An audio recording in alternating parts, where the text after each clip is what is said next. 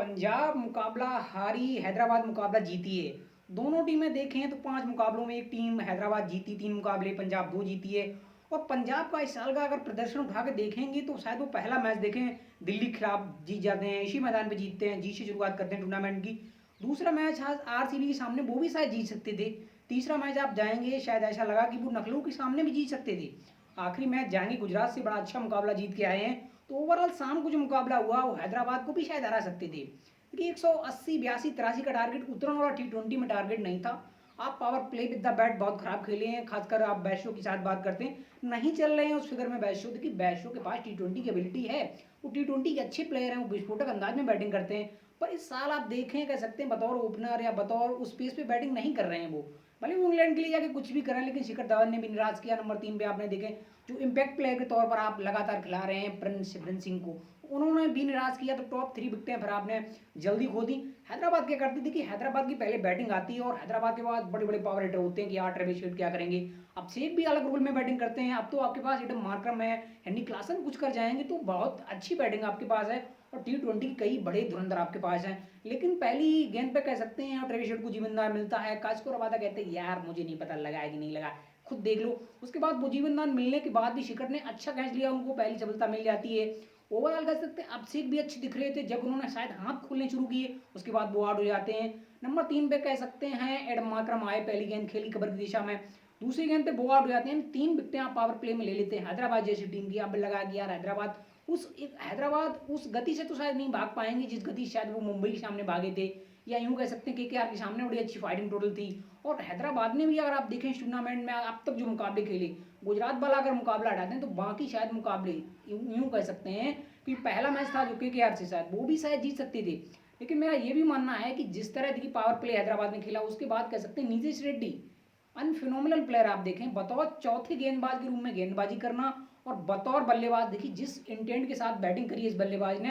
मेरा मानना है कि इंडियन डोमेस्टिक से जो प्लेयर इस बार निकल के आ रहे हैं, बड़े बड़े प्लेयर हम पैसा देते हैं ओवरसीज प्लेयरों को, उतना बेहतर वो नहीं करते हैं। लेकिन इंडियन टैलेंट की आप बात करें, आप शायद शशांक सिंह की बात करेंगे, जो फिनिश उन्होंने करी है गुजरात के सामने, आशुतोष शर्मा की बात करेंगे, आखिरी ओवर में शायद इतने रन थे, पंजाब भी जानता था मैं भी जानता था कि इतने रन बनने शायद आसान नहीं है।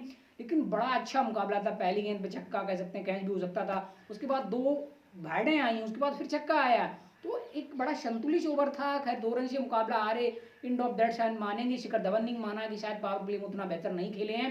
लेकिन ये भी मानना चलेगा अब्दुल समद हो या नीतीश रेड्डी बड़ी अच्छी फिनिश कर रहे थे। आखिरी 4 ओवरों में शायद जिस इंटेंसिटी की जरूरत थी उसी इंटेंसिटी के साथ आगे बढ़े, लेकिन कह सकते हैं अर्शदीप देखिए पावर प्ले में 1 ओवर जहाँ 2 विकेटें हैं, और उसके बाद कह सकते हैं डेथ ओवरों में आप कह सकते हैं बड़ी हैदराबाद की पंजाब की बड़ी दिक्कत रही डेथ ओवर गेंदबाजी, तो वहाँ 1 ओवर में 2 विकेटें। तो ओवरऑल कह सकते हैं 200 प्लस जो हैदराबाद दिख रही थी वो आपने जरूर रोका।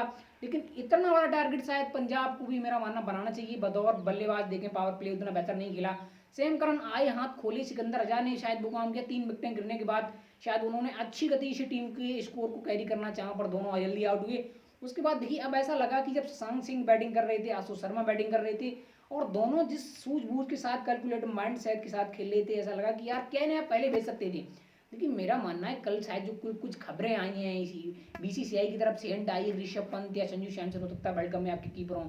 आई थिंक ऋषभ ने ऐसा कुछ विशेष नहीं किया है, यूं कह सकते हैं 1-2 अच्छी इनिंग हैं, बट बतौर कीपर क्या उनको खिलाएंगे, क्या बतौर फिनिशर खिलाएंगे, मिडल ऑर्डर खिलाएंगे। पर संजू बहुत बेहतर दिख रहे हैं, बतौर कप्तान भी बहुत अच्छी दिख रहे हैं, टीम भी अच्छा कर रही है। और संजू की टीम का मुकाबला है गुजरात से शुभमन गिल की, और शुभमन गिल की टीम यार देखिए पिछला मैच नखलू का से आपको जीतना चाहिए था, और नखलऊ से शायद वो पंजाब भी अगर मैच निकाल के लाती टूर्नामेंट में, पंजाब टूर्नामेंट में बड़ी फिनोमिनल खेली, बड़ी क्लोज मुकाबले इनकाउंटर आ रही है। तो गुजरात के लिए बड़ा मुकाबला है टूर्नामेंट में, अब तक वो 2 मुकाबले जीते, ये मुकाबला उनके लिए बहुत जरूरी है। और राजस्थान को रोकेंगे कैसे, देखिए अब तो बटलर भी फॉर्म में है, उम्मीद करेंगे शायद यशस्वी जायसवाल भी बेहतर दिखेंगे। तो मेरा मानना रियान पराग है, संजू सैमसन है, रविचंद्र अश्विनी भी वो काम कर सकते हैं, सिमरन हेटवार है, ध्रुव जुरेल है, ये भी बैटिंग ऑर्डर अच्छा दिख रहा है।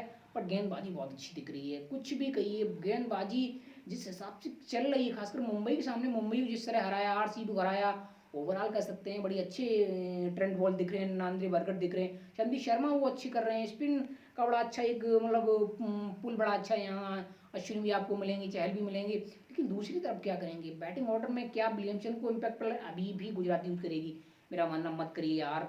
टॉप ऑर्डर से शाही सुदर्शन अगर शुभमन गिल हैं, और शुभमन गिल ने पंजाब के सामने एक अच्छा नौ खेला है, और अच्छी पेस पे खेला है। शुभमन गिल अगर बतौर कप्तान थोड़े इरिटेटिव नहीं दिखेंगे, कूल माइंड से अगर शायद डिसीजन लेंगे तो निश्चित तौर पर उनके फेवर में जाएंगे। उम्मीद करेंगे कि गुजरात मुकाबला किसी तरह की मुकाबला जीते और राजस्थान का विजयी रथ रुकना बहुत जरूरी है, क्योंकि राजस्थान अगर आज मुकाबला जीत गई तो दर्शन हो जाएंगे। टॉप 4 वो वैसे भी जा रहे हैं, मेरा मानना है कि शायद वन साइडेड चले जाएंगे। तो टूर्नामेंट में थोड़ा और रोमांचक अगर लाना है तो फिर गुजरात की जीत बहुत जरूरी है इस टूर्नामेंट में।